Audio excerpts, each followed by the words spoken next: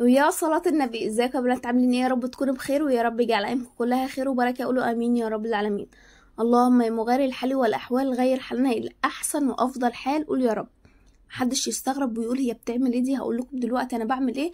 انا بعمل حاجه حلوه جدا جدا.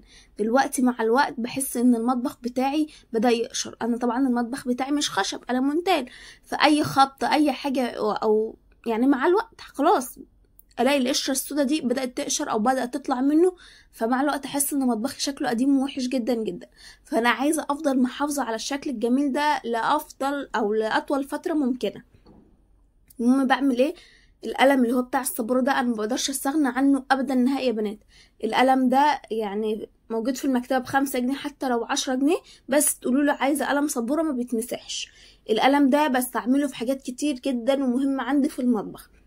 دلوقتي انا عندي حرف المطبخ زي كده قشر، بروح جايبه القلم بتاعي ومحدداه او ماشيه بيه دهنه بقى المنطقه اللي هي اللي اتقشرت دي. بترجع لي شكله اسود زي ما هو معمول بالظبط، وشكله جميل جدا وما بيبانش بقى.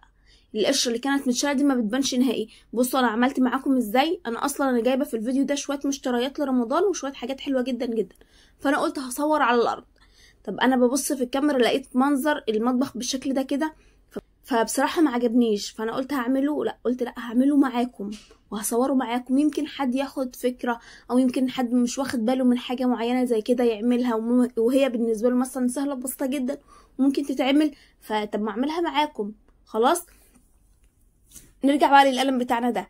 القلم بروح جايه ماشيه بيه ومحدده بيه المكان اللي هو بايظ. بيخلي الدنيا تمام وجميله معايا جدا جدا. بدخل مثلا على اوضه النوم، انا عندي مثلا الاوضه لونها بني غامق او لونها اسمر زي ما هو موجود عندك، بس انا عندي لونه بني غامق من كتر مثلا الخبطات، وواحد ماشي بعجله وواحد ماشي مش عارفه بايه. لعبه عربيه خبطت في البتاع، حتى لو الحاجه دي اتخبطت غصب عنك بلاقيها قشرت. ومع الوقت بتحسي ان شكل الحاجه قدم جدا جدا. بص شكل الضرفه بيبقى معايا جديد بالظبط وشكله جميل. فانا بجيب القلم ده وبمشي على الحرف الحاجه اللي لونها باظت او لونها اتخدشت. طب انا عندي الباب ابيض، بروح جايبه القلم الكوريكتور اللي هو المصحح اللي هو بيمسح الجاف. بروح جايه ماشيه برضو على الباب كده، بيرجع لي برضو شكل الباب جميل جدا. كذلك انت مثلا مش عندك ابيض او مش عندك مثلا اللون اللي هو القلم الاسود ده ولون اوضتك ايه، وهاتي مونيكير نفس اللون بتاع الحاجه اللي باظت دي، نفس لون الدولاب نفس لون السرير، ومشي عليها من فتره والتانيه بتلاقي الحاجه معاكي جميله جدا وبتفضل عمر كبير قوي، ولا شكلها بيبوظ ولا بيقدم ولا الكلام ده كله. حاجه كمان ان القلم ده بستعمله لو انا مدخله كيس عندي في الفريزر. كيس مثلا لبن عادي ولبن رايب او لبن راب مني وهاخده واحطه مثلا في معجنات ولا حاجه، بروح جايبه القلم اللي هو ما بيتمسحش ده واكتب عليه رايب واحطه في التلاجة. القلم ما بيتمسحش، مش نقول بقى ورقه ولا اي حاجه هتتشال، لا القلم ما بيتمسحش، بيفضل ثابت في الورقه او ثابت في الكيس معاكي فتره كبيره جدا جدا. فالقلم ده بالنسبه لي بيسهل عليا حاجات كتير قوي بصراحه يا بنات. لو عندكم افكار تاني اكتبوا لي تحت في الكومنتات. نيجي بقى للفيديو الاساسي بتاعنا وهي مشتريات رمضان. نزلت السوق، عايزه اقول لكم كانت الجوافه فيه جميله جدا جدا. فيه ب15 وفيه ب20 اللي هي انت مثلا هتقدميها لضيوف او اي حاجه. وفي ديت عايزه اقول لك دي بكام؟ دي بكيلو ونص ب10. فبصراحه انا جبت بس كميه بسيطه، جبت 3 كيلو بال20 جنيه وحلو جدا جدا. عايزه اقولك الجوافه جميله ومسكره وبيضه. يعني انا جايباها من اول السوق، اول ما نزلت السوق انا جبت الجوافه. فهي بقى على ما سوقت ومش عارفه وروحت يعني كانت روحها عملت شويه، انما هي كانت جميله وكانت بيضه وحلوه جدا. ممكن يكون مش تكون كبيره قوي بس حلوه. الكيلو ونص ب10، فيه ب15، تقدري لو عايزه تجيبي ب15 وفيه بال20 كمان. الجوافه سعرها هادي، يمكن بقت ارخص من المانجا. هاتي الجوافه وتجيبي بقى، عايزه تجيبي ب20 جنيه ب40 جنيه وتقدري تحطها في الفريزر عندك. بتبقى حلوه جدا، بتساعدك وبتسندك في اي حاجه في اي مناسبه. حد دخل عليكي على سهوه، لو خدتيها وضربتيها في الخلاط وهي متلجه يعني مفيش 5 دقايق بس تفك من التلج بتاعها هتلاقيها جميله معاكي.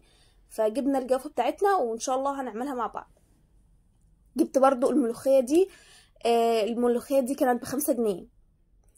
في ناس بتبيعها كيلو ربع، في ناس بتبيعها كيلو ونص. امشي عادي، الملوخية سعرها هادي. المهم مشيت شوية ولقيتها ب5 جنيه، فجبت 4 كيلو بال20 جنيه. ملوخية. عايزة اقول لكم الملوخية من الحاجات الوحيدة اللي رخيصة في السوق، فنجيبها وهي تسند برضو وهتنفعنا في حاجات كتير جدا. يا ستي انتي حتى لو مش عارفة تعملي غدا ايه ومش معاكي مصروف ولا اي حاجة، هتطلع حبه شوربه على كيس الملوخيه وهتمشي الدنيا. مش عندك شوربه، حبه ميه بمكعب مرق الدجاج وهتمشي الدنيا.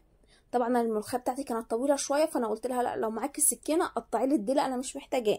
فعلا الست قطعتهولي من غير اي حاجه وما قالتليش اي حاجه، وقطعتهولي وحطت لي الملوخيه بتاعتي في الكيس والدنيا تمام.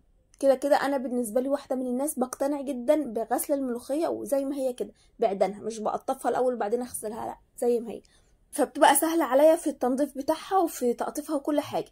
جبت برضو البلح ده كان قبلها بيوم، كان ب15 جنيه. انا بصوا البلح الرطب يا بنات انا مش كنت بحب اشتريه، بس بصراحه يعني في الحلو اللي هو هتلاقيه البلحيه لونها طافي كده مطفيه، تحس ان هي متطربه عليها بودره، دي بتبقى لسه البلحه حمراء وهي رطبت فيها. غير بقى لما تلاقي مثلا البلحه لونها بيلمع زي اللي في الكيس كده، هي بقى لها كام يوم. البلح بيلمع في الكيس عشان هو كان في التلاجة مثلا وعرق على بعضه، انما اول ما جبته كان ناشف خلاص. هاخد بس طبق واحد من البلح ده وهعينه رمضان. جبت برضو ازازتين خل، انا قلت لكم قبل كده الخل جيبيه من المحلات، ما تجيبوهوش من الاسواق، السوق بيكون رخيص، بس هاتيه من المحل بيبقى مزز وجميل جدا، انما اللي في السوق كانه ميه وحش خالص مغشوش، فما تجيبوش منه. هاخد واحده للبيت وهاخد واحده رمضان. جبت من الحاجات المهمه جدا وما ينفعش استغنى عنها ابدا، وهي السمنه. انا عايزه اقول لكم انا قعدت فتره كبيره جدا ما عنديش سمنه، الحمد لله على كل حال. فروحت اشتري سمنه، السمنه كان طبعا بتبقى مش كيلو، بتبقى كيلو مثلا 700 جرام لو هي كيلو، يا اما كيلو ونص لو هي 2 كيلو.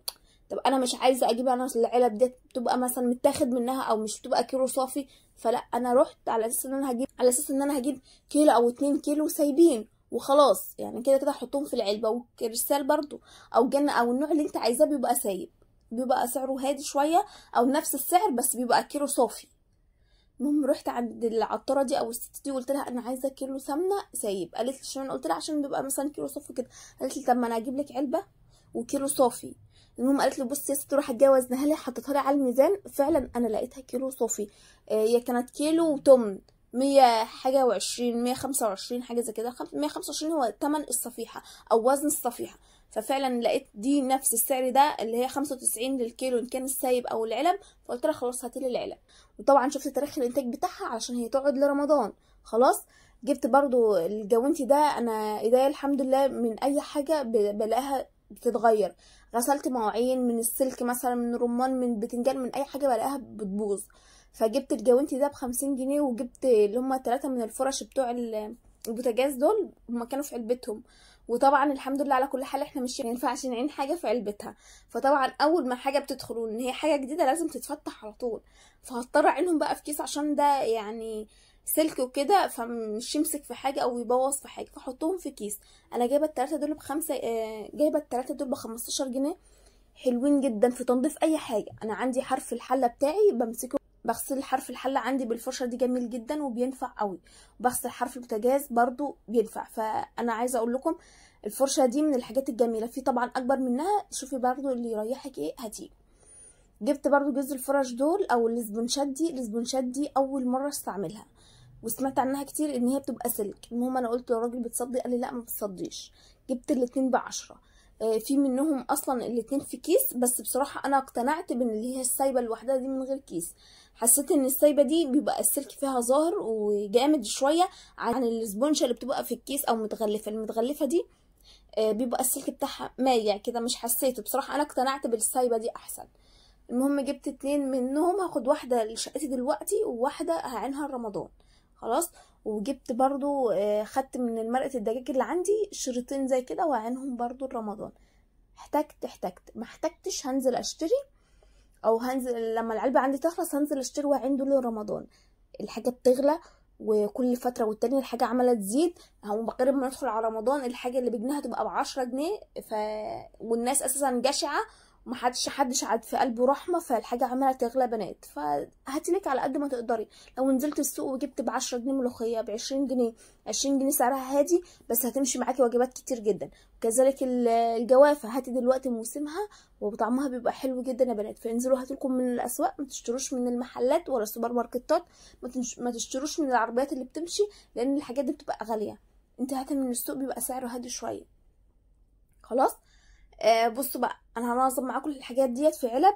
عايزه اقول لكم على حاجه يا بنات، عارفين انتوا بقى الشغل النظام التركي او النظام اللي هو التنظيم اللي شائع جدا في الفيديوهات اليومين دول، ان احنا بنجيب العلب او المصفى، بتبقى العلب عباره عن مصفى كده ونحط فيها الخضار ونحطه في التلاجة بس كده. هو ده التنظيم بتاعنا. عايزه اقول لكم الطريقه دي فاشله جدا جدا جدا، هو عباره عن تصوير بس. ولو انا عملت الطريقه ديت فانا عشان احفزكم بس، عايزه اقول لكم انا مش هعملها. لو عملتها مثلا بحيث ان انا اشجعكم تنظموا حاجتكم وخلاص، انما انا عن نفسي وعن تجربة كام مرة الحاجات ديت بتنشف، الخضار بينشف وبيبوظ، ملهاش لازمة.